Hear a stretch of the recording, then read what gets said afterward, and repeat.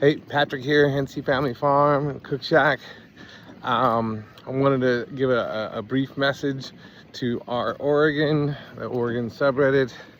I looked diligently, I thought, over the rules there about submissions, about what I'm trying to do here, including be able to share the Kickstarter there.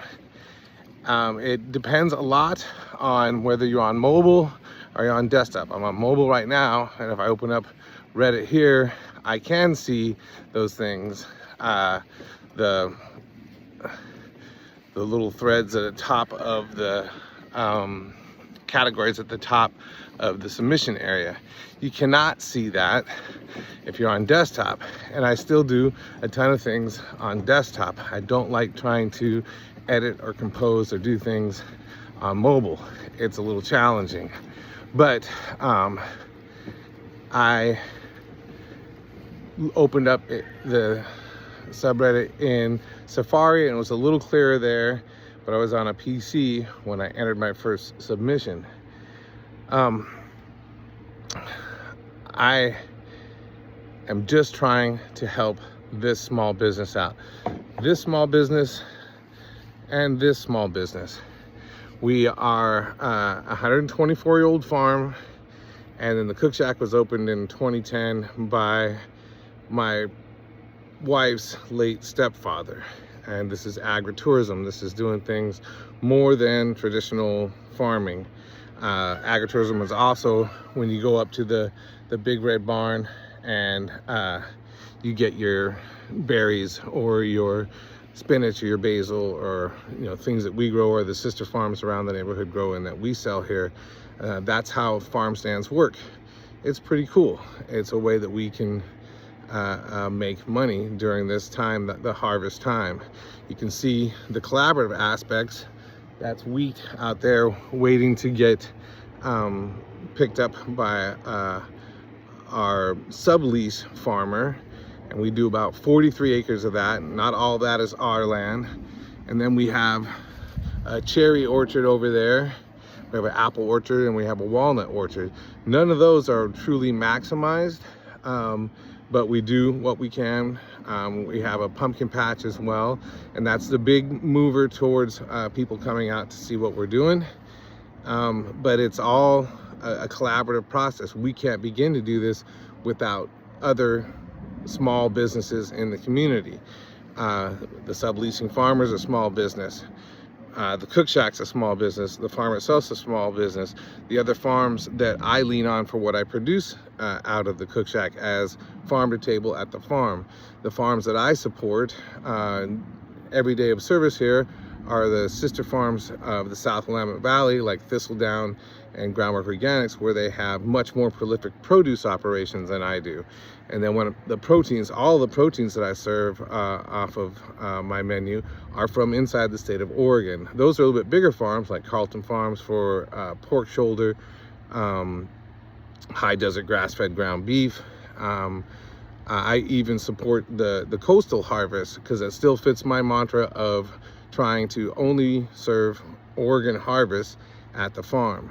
And I do a rockfish sandwich that features fresh fish, rockfish from Florence and Newport. And I serve it with a farm fresh tartar because we grow the baby dill that goes in my tartar that is really well received out here. It is a community of small businesses that lets us dream about doing what I really came here to do, which is to launch a farm craft beverage company.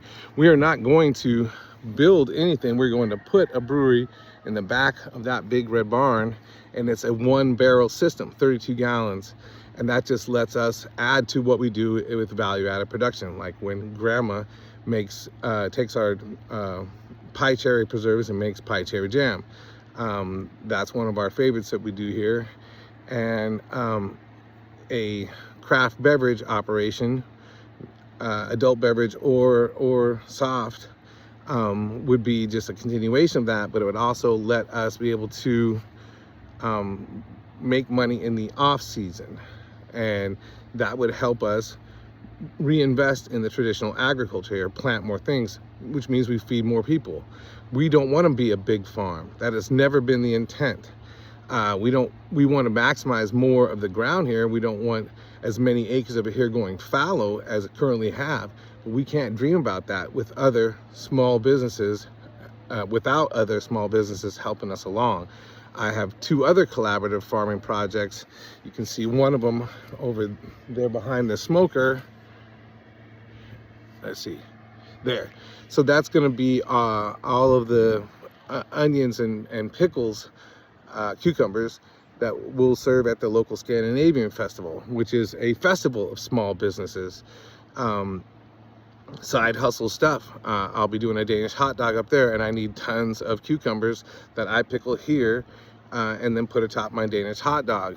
And then on the back 40, we have Valentine Homestead, and they grow the herbs that I feature on the menu. And then we also bring those to some other restaurants. Well, one, and that's maybe the biggest fish in our small business operation, if you will. And that's Chef Isaiah's Martinez's small business. That's Yardie Rum Bar. And he is maybe the greatest chef in Oregon. At least he's recognized nationally as having some of the best food, as he made the New York Times 50 best restaurants last year. And when he wanted to celebrate with his team, he came out to this farm and ate my cooking with his team because he appreciates what I do, and what a feather in my cap to have Isaiah bring his team here. And he's supported me every step of the way when I've needed anything. I've tried to raise funds for what I'm trying to do in the past. He's been there as a heavy lifter every step of the way. When I do get the chance to sell adult beverages in farmland, which is only 4 times a year, 90 days apart, and I do them out of the cook shack here, I also lean on other small businesses like Junction City's own Brigadoon Winery, and they make some of the best wine I've ever had. And I used to run wine programs in Seattle. That's saying something. That comes right from here, from our backyard. That's another great small business to support. Today I went down and picked up our coffee order, the fuel that keeps us going, our caffeine supply, from Wandering Goat Coffee in Eugene. They make amazing light roast beans, and that's my preference because I was spoiled up in Seattle with light roasted beans. Let's see, what's another one? Camas Country Mill, another Junction City farm. They're a small business. I work with them whenever I can to offer when I do baked goods, because they're one of the nation's, or at least the Pacific Northwest, true old world style stone ground granaries. It's cool stuff all around here. It's all small business oriented.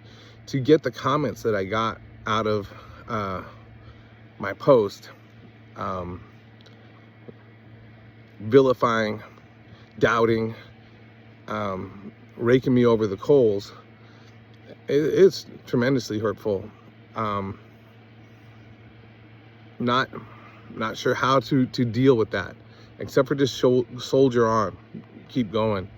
I know I'm on the right path, because when I do more here at the farm, then we can plant more stuff.